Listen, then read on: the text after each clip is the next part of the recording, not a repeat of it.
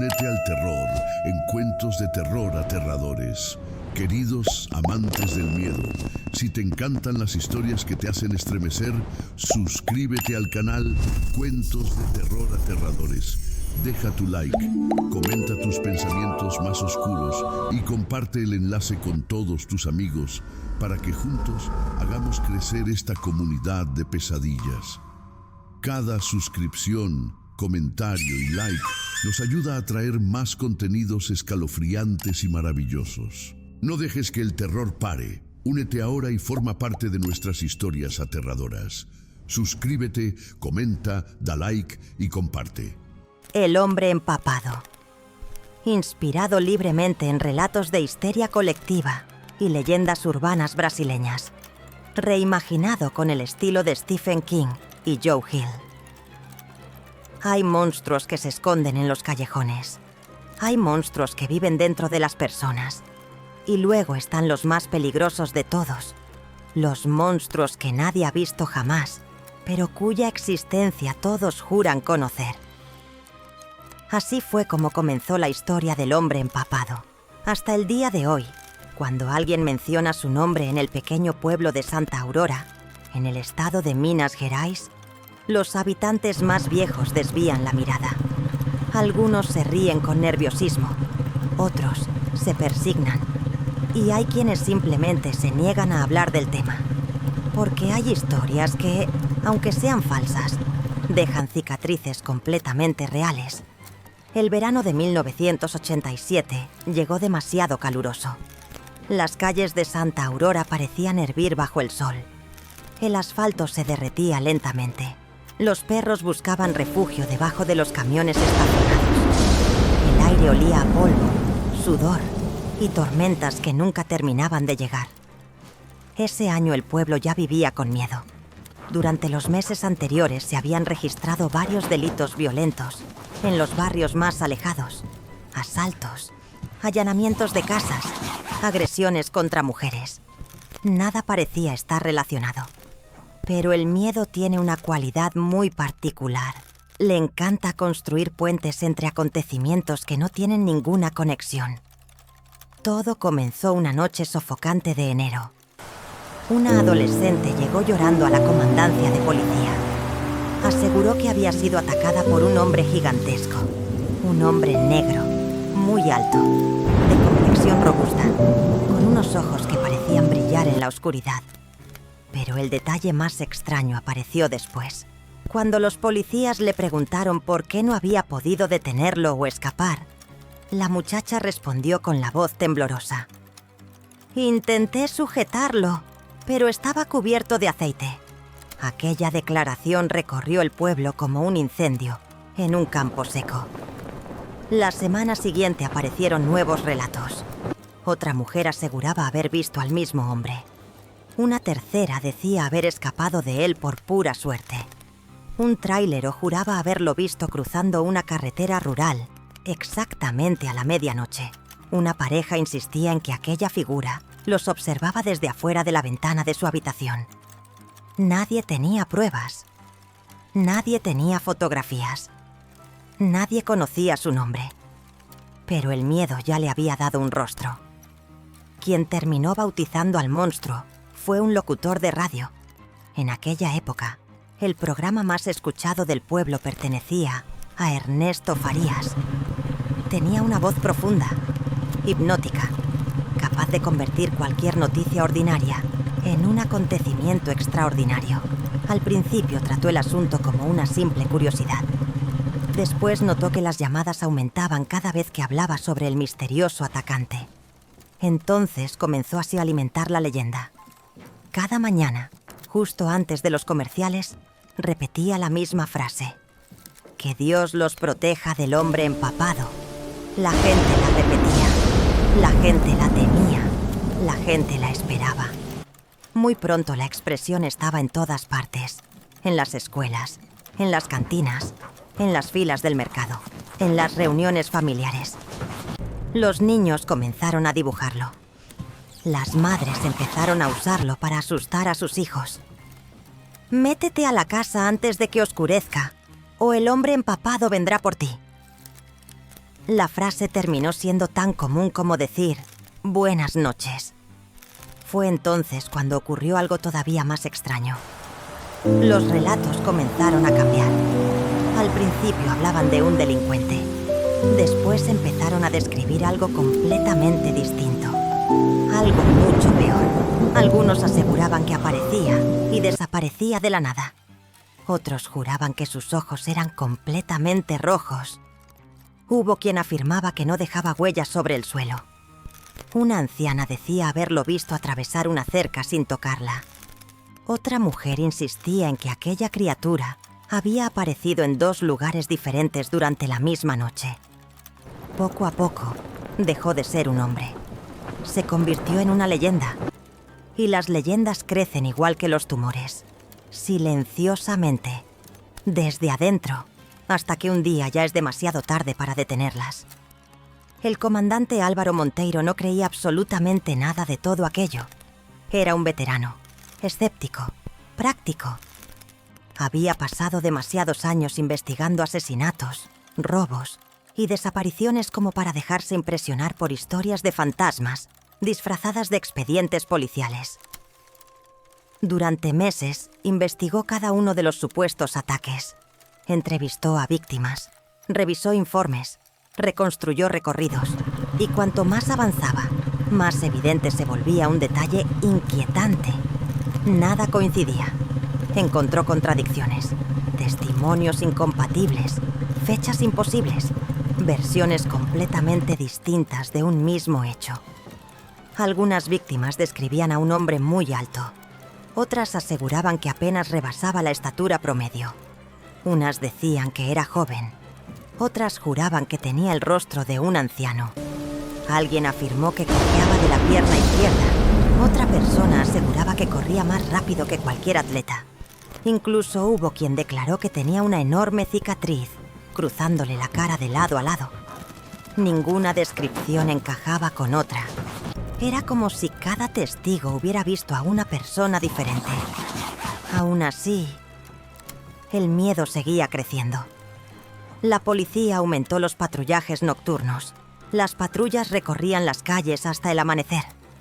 Se instalaron retenes improvisados. Se revisaban vehículos. Se detenía a cualquier hombre que coincidiera, aunque fuera mínimamente, con alguna de las descripciones. Varios sospechosos fueron arrestados. Todos terminaron siendo liberados. Ninguno tenía relación con los ataques, pero cada detención solo fortalecía la leyenda, porque siempre aparecía alguien diciendo lo mismo. No era él. El verdadero sigue allá afuera. Y quizá sí, o quizá nunca había existido, porque el miedo no necesita pruebas. Solo necesita personas dispuestas a creer. Y Santa Aurora ya estaba llena de ellas. Llegó en 1988. Y con él llegaron los acontecimientos más perturbadores. Fue entonces cuando el hombre empapado comenzó a aparecer en todas partes. O, al menos, eso decía la gente. Una sombra detrás de un árbol. Una silueta inmóvil al final de una calle. Un desconocido caminando solo durante la noche. Bastaba con ver a un hombre alto para sospechar de él. Bastaba con que alguien fuera forastero para convertirse en una amenaza. Los vecinos empezaron a denunciarse entre sí. Un simple rumor bastaba para que una patrulla llegara a una casa. Los automovilistas evitaban detenerse si veían a alguien caminando por la carretera después del anochecer. Salir solo después de las 10 de la noche dejó de ser algo normal. Era un acto de valentía o de locura. El miedo dejó de perseguir a un monstruo. Ahora los fabricaba. Un maestro afrodescendiente fue acusado injustamente. Su único delito era parecerse al retrato imaginario que circulaba por el pueblo. Un albañil que acababa de llegar desde otra ciudad fue golpeado brutalmente por varios vecinos antes de que la policía pudiera intervenir. Un vendedor ambulante tuvo que abandonar Santa Aurora después de que una multitud intentara lincharlo creyendo que era el famoso hombre empapado. Ninguno tenía relación con los ataques. Ninguno. Pero para entonces, La lógica había abandonado el pueblo. El miedo había tomado el control. Y el miedo colectivo tiene hambre. Siempre necesita más. Más historias. Más sospechosos. Más víctimas. Más monstruos. Fue entonces cuando algunos comenzaron a asegurar que el hombre empapado ya no era un ser humano. Decían que era un demonio. Otros afirmaban que era el espíritu de un asesino ejecutado décadas atrás. Algunos aseguraban que podía caminar sobre los techos de las casas sin hacer el menor ruido, que los perros nunca le ladraban, que los niños podían verlo, pero los adultos no, que aparecía reflejado en los espejos antes de presentarse en la vida real. Las historias cambiaban todos los días. Cada narrador añadía un detalle nuevo. Y, sin darse cuenta, el pueblo entero estaba escribiendo la misma leyenda. Una historia que ya no pertenecía a nadie. Y precisamente por eso, comenzaba a pertenecerles a todos. Fue durante aquellos meses cuando ocurrió el episodio que, hasta el día de hoy, sigue dividiendo a quienes investigan la historia. Era una noche de tormenta. La lluvia caía con tanta fuerza que parecía querer arrancar los árboles de raíz. Los relámpagos abrían el cielo como enormes cicatrices de luz. El viento hacía gemir los postes eléctricos y las ramas golpeaban los techos de lámina, como si alguien caminara sobre ellos. 3 adolescentes regresaban en bicicleta por un viejo camino de terracería. Habían salido de una fiesta en una comunidad vecina y decidieron tomar el atajo que atravesaba un terreno abandonado. Años después, cuando ya eran adultos, los 3 siguieron contando exactamente la misma historia. Nunca cambiaron una sola palabra. Nunca añadieron un detalle. Nunca se contradijeron. Los 3 aseguraban que, a mitad del camino, vieron a un hombre de pie bajo la tormenta, completamente inmóvil. No caminaba, no se protegía de la lluvia, simplemente los observaba. Estaba a unos 50 metros de distancia. Uno de los muchachos pensó que podía ser un campesino. Otro creyó que era un policía. El tercero sintió un miedo tan profundo que dejó de pedalear. Entonces cayó un relámpago. Durante apenas un segundo, la noche se volvió tan brillante como el día, y fue entonces cuando lo vieron con claridad. Aquel hombre parecía completamente cubierto por una sustancia oscura y brillante. No era agua. La lluvia resbalaba sobre aquella capa viscosa sin mezclarse con ella. Parecía aceite. Aceite negro, espeso, brillante, como petróleo recién extraído de la tierra, como si la oscuridad misma hubiera adquirido forma humana. Ninguno pudo distinguir su rostro, solo recordaban unos ojos, 2 puntos blancos que parecían observarlos desde un cuerpo hecho de sombras. Entonces ocurrió algo que ninguno logró explicar jamás. El hombre dio un paso hacia ellos, solo uno, pero fue suficiente. Los 3 sintieron el mismo impulso. Giraron las bicicletas y comenzaron a pedalear con todas sus fuerzas. No miraron hacia atrás. No hablaron. Solo escuchaban el ruido de las llantas resbalando en el lodo y el estruendo de los truenos persiguiéndolos. Llegaron al pueblo completamente empapados, temblando, con el rostro desencajado. Aquella misma noche contaron lo sucedido, y para la mañana siguiente, toda Santa Aurora hablaba del encuentro.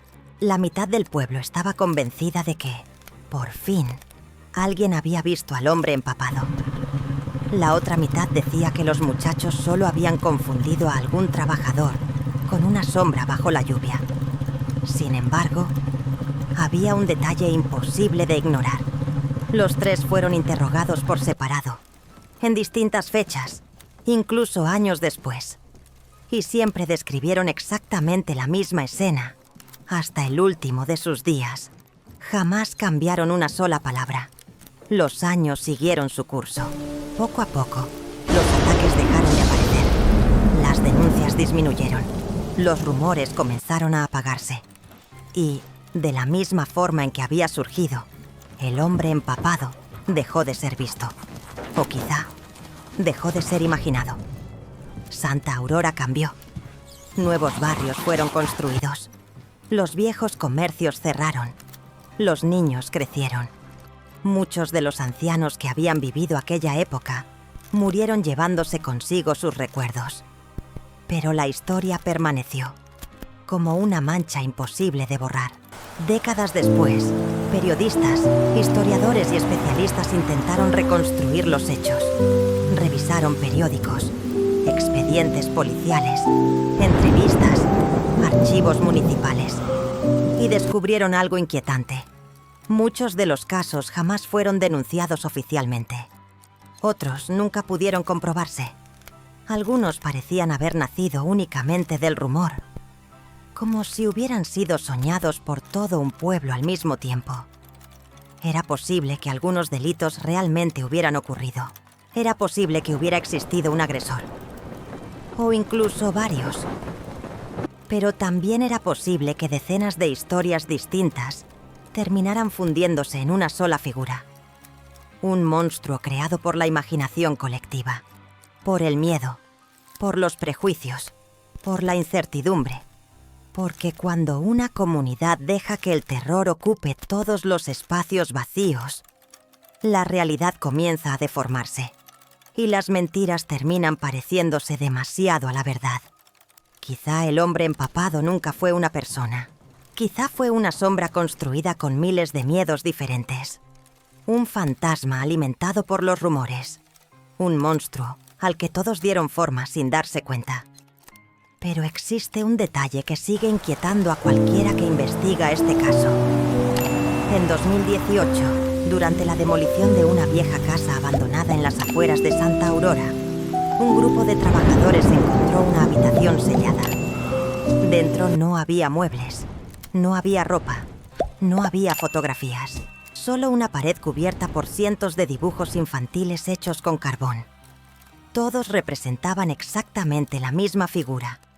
Un hombre muy alto, completamente oscuro, con una sustancia negra escurriendo por todo el cuerpo, como si estuviera cubierto de aceite. Lo verdaderamente extraño fue el análisis realizado sobre aquellos dibujos. El carbón y el yeso indicaban que habían sido hechos varios años antes de que la leyenda comenzara a circular por el pueblo. Nadie logró explicarlo. Los especialistas propusieron teorías. Los historiadores discutieron durante meses.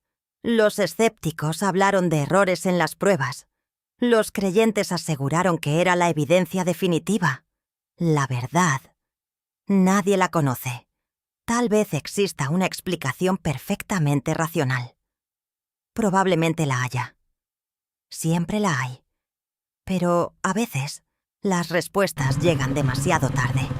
Y cuando eso sucede, la leyenda ya echó raíces, profundas, oscuras, imposibles de arrancar, porque los monstruos de carne y hueso algún día mueren. Los monstruos nacidos del miedo, esos nunca desaparecen, solo esperan el siguiente pueblo, la siguiente noche, el siguiente rumor y la próxima persona dispuesta a jurar que lo vio con sus propios ojos.